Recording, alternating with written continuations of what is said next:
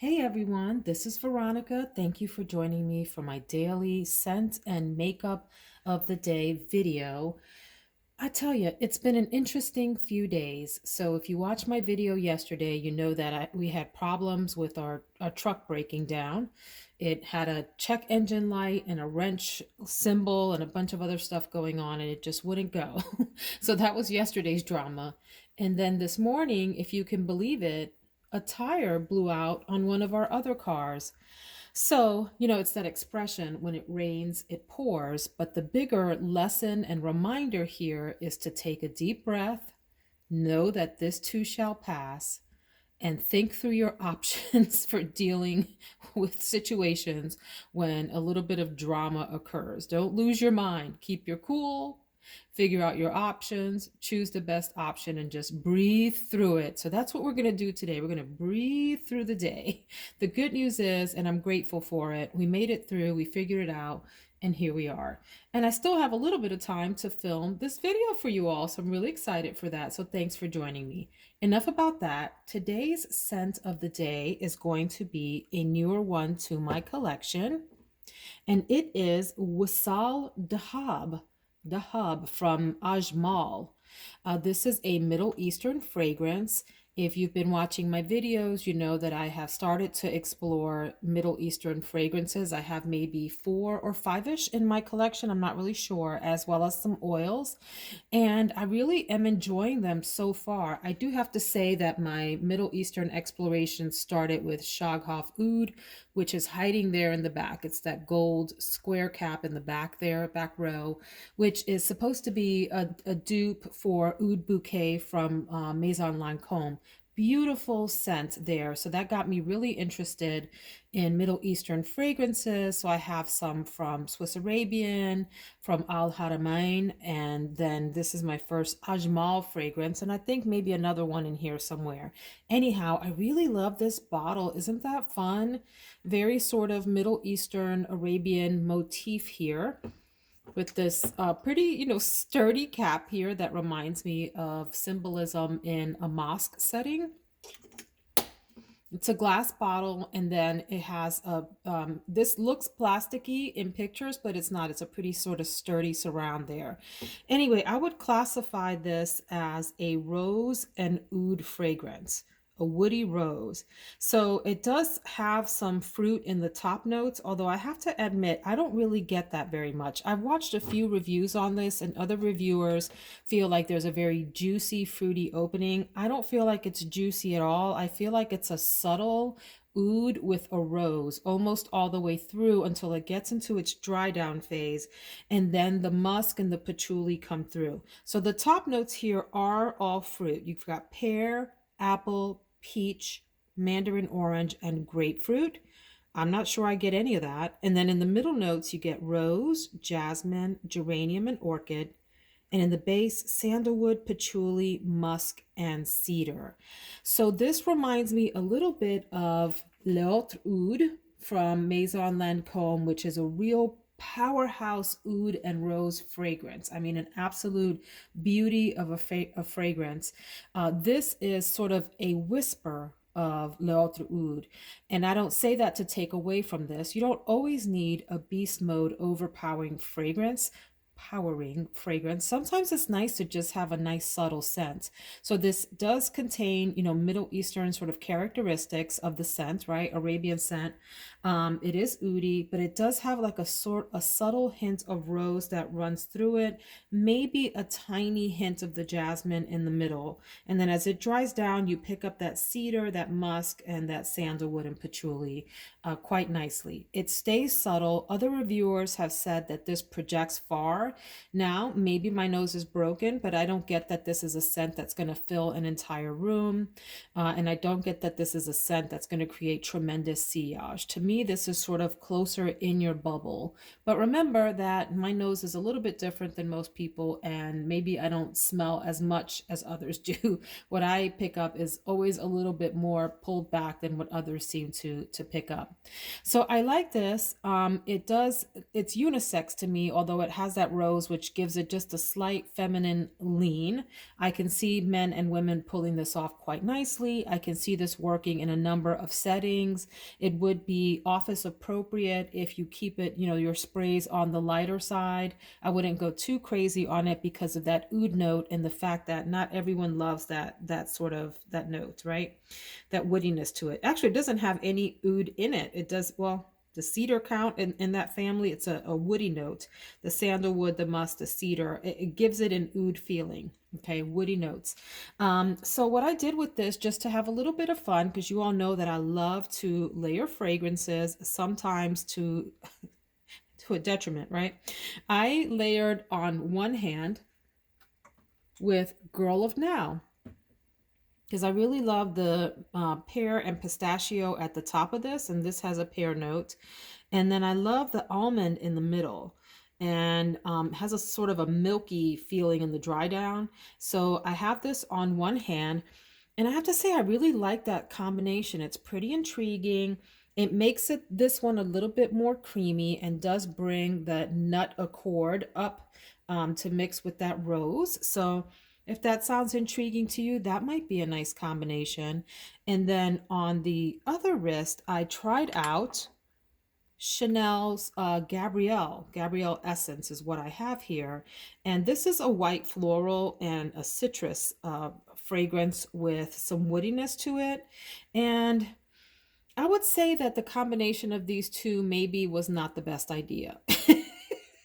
It feels a little bit medicinal on my hand, and maybe not in a good way. I have really been trying hard to enjoy Gabrielle Essence from Chanel, and I love the scent in and of itself. It is a beautiful scent, but it fades so quickly on me that I have trouble wearing it alone as a scent of the day. So I've been trying to layer it up with different things to bring it some life, because I do enjoy the scent. You can see I put quite a dent in my little tiny bottle here. I think this is a 1 ouncer. I believe it's a 1 ounce. Trying to get it to sort of last throughout the day. I have to respray often. Anyway, I do think the Elie Saab Girl of Now and the Wisal Dhahab are a good combination, and I'd love to figure out some other fragrances to layer this with, because it is subtle. So if you want that subtle rose woody scent, go with this alone. If you want to amp it up, maybe play with some other fragrances and see what you get. Let's go check out the makeup of the day. I'm going to make that pretty quick today because, as you can imagine, with a flat tire, we have lost some time this morning, some significant time. So I've got to make up time, and I'm going to do it there. But I would like to share with you at least a couple of products that I want to highlight today. Oops, before we transition over to makeup, I did want to make one more comment about this. I always remember things I want to say after I press the pause button. What I'd like to say about this is, if you like that rose wood scent on its own and you don't want to tinker with it, spray it on your clothing. It remains a pure scent, right? Like as it comes out of the bottle is how it remains on your clothing through most of its life, and then it dries down to that sort of cedar, sandalwoody, patchouli kind of scent with the musk. On your skin, it will evolve over the day. And for me, as I gave it a few hours, it started to become, as I mentioned, a more musky, woody scent with that patchouli in it. And the rose faded back a bit. And like I mentioned, I didn't get any of the fruit in the top. So that's my quick note about that. Really cool bottle. By the way, very inexpensive. Sturdy bottle, great fragrance. I got this on Amazon for, I don't remember, I want to say it was in the $30 to $40 range. So great little option if you like those kinds of notes. All right, let's go to makeup. So here's my makeup wardrobe for today. I'm going to speed through just a couple of products to save on time. If you would like to see the finished look, I would invite you to join me over on Instagram. My handle there is Veronica Says All. Veronica Says All, one word. And I typically will post my look of the day and my scent of the day on there, and would love to have you follow me, and I'd be happy to follow you back and check out what you post on a daily, weekly, whatever kind of basis that you follow. So I am going to actually move everything out of the way and get right to two products. The star of the show, which is the NATASHA DENONA Sunrise Palette. And before I get to that, I do want to talk about this DIOR Air Flash Spray Foundation. This is considered water resistant. It's supposed to have 12-hour wear, and I think that's about right. I have mine in the color 311. I was eyeballing this foundation for the longest time. I watched multiple YouTube reviews where people have tips about how to use it, and I just loved them. They were so entertaining. I saw one from Manny, MUA. I saw Tati's review of this. I think Laura Lee, and I don't remember who else. Anyway, watching them use this was highly entertaining and go through the paces of trying to figure out how to use it. It's a spray foundation, but my advice here is never spray it directly on your face. I learned that from those YouTube videos, to use a foundation brush of some kind. So here's one version of a foundation brush. I know it looks dirty, but I promise I have thoroughly cleaned this. You can use something like this. I have also used something with a little bit of a wider brush head, like this large buffing brush from Sonia Kashuk. This one is from BH Cosmetics. Their Marble Luxe brush line, which I love. Really great line. And I guess you could use something bigger as well that has an even bigger, fluffier head, but these work well for me. Something that has a little bit more densely, not packly, packly's not a word, Veronica, densely packed bristles to be able to pick up the foundation. But the idea is, let's use the Sonia Kashuk. Shake that sucker up. And you spray just a bit on the actual head, and then you use it to stipple on and then buff. Okay, stipple and then buff. And I have found that this is, I would say, a lighter coverage. You can go medium on this, and I guess you can go full coverage. I haven't explored that.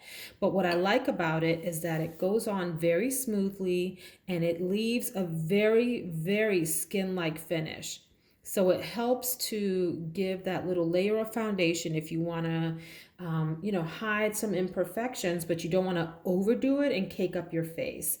So be careful. Just go in a little bit at a time with a spray at a time on a big brush like this. This is fairly expensive foundation. So wait for it to go on sale at Sephora, or for Sephora to have their semi-annual sales, and then drop this bad boy in your cart and let us know what you think. I really do like it. I'm glad to have it. I eyeballed it for a while, and it is one that lived up to the hype. I really think it works very nicely. Does it last forever? No. Does it take me through the workday? Yes, it works for that. So then let's talk about the Sunrise palette from NATASHA DENONA. I think by now, if you've been watching me, you know I'm a huge fan of NATASHA DENONA palettes. I have all of her large palettes, and I have the mid-size palette, and then I have one of the smaller 5-pan and a mini. I haven't gotten all into the 5-pans and the minis and so forth, but I do have her bigger palettes, and I really do enjoy each of them. They're very different one from the other, and there are different formulas in each one. So this is considered a mid-size palette, and this is what she looks like. This one came out, I want to say, at the top of 2019, so maybe it's a year and a half-ish old. Does that sound about right to folks? Not that that matters. But the idea here, she had a palette called Sunset. In fact, let me show you the difference. So this is the Sunset palette, and it's bigger. This is the big size. So you can see the difference there from the mid-size, this one, to the large pan palette, this one. And you see that Sunset is sunset tones, right? You've got your orangey tones, your reds, some pinks, a little deeper red here to mimic a sunset. So some of these ones in the Sunrise palette are very similar. It's like they complement each other. Some of these are deeper, some of these are lighter. So for example, you see there's that pink there, pinky peachy one that's really light in the Sunset, but in the Sunrise, it's a bit deeper. So you can sort of think of these as cousins or sisters to each other. All right. This palette, the Sunrise palette, I would say of all her palettes is one that I have the most hard time working with, mostly because I want a deeper look. So I will find myself, like, I can put this clove shade here in the crease, and deepen up my look that way and then going with some lighter colors. But I like a brown background, so I find myself sometimes dipping into like a bronzer or something as the background for my eye look and then having these be the stars of the show. And so this color scheme for me is a little bit more challenging to work with. There's nothing wrong with it, but just for me in terms of like office appropriate looks for video conferencing and so forth, sometimes I get a little stuck and just go for the safe colors. The colors in here that are the most challenging for me are carnelian and citrine, not because there's anything wrong with the formula. In fact, the formula is fantastic, but just because it does give you a more playful look. And so sometimes I have a hard time with that, and we'll save this for like the weekends. That said, you can go really subtle with this formula and do a soft, watercolor-ish kind of look, or you can build it up and have a pretty dramatic look. I will say overall that I really enjoy the formula in this palette. It performs well. The mattes are quite nice. And there are some shimmers and then some more chunky, what will we call these? What are you called? Metallics. Metallics is the word that was all of a sudden escaping me. Anyway, really interesting color scheme. Not one that I would reach for every day. I would go for like the Biba that I used the other day, or maybe even the Glam, or even Metropolis has some everyday looks. This is a more fun, playful, spring, summertime look. So let me just swatch a few of these. I have no idea where I'm going to go with this today, so we'll see. Actually, let me do the colors that I said were a bit challenging. Look at that. Boom. First swipe and it's like, wow, boom, in your face. So that's carnelian. Here's citrine. Also just a gorgeous yellowy canary kind of color. Glory, right there in the middle. Really pretty. All of these are fun and playful. I do love these lighter colors, like Morgan is a great all over shade, like a pinky peachy shade. Morning, which is an orangey peachy shade. And let's do Jasper. These are all the mattes then. Nice. Okay, and then I'll swatch a few of the shimmers and metallics. Like let's do Awakening up here. I will say with these, you want to make sure that you are, when you pick up the shimmers in this palette, give it a second to warm up on your finger and then press and drag. Okay, I would go in with a finger versus a brush. I think you'll get a little bit of fallout with a brush, so be careful with that. A finger is going to work best for you here. Let's do Agate. Yeah, really, really, really nice formula. But then again, I love Natasha Denona, right? That's my ASMR for today. I love Natasha Denona. Is that creepy? That's Poppy. And how about one more? Did we do Laurel or Dayspring? How about Dayspring? All right. So there's like a sampling of the colors from this palette.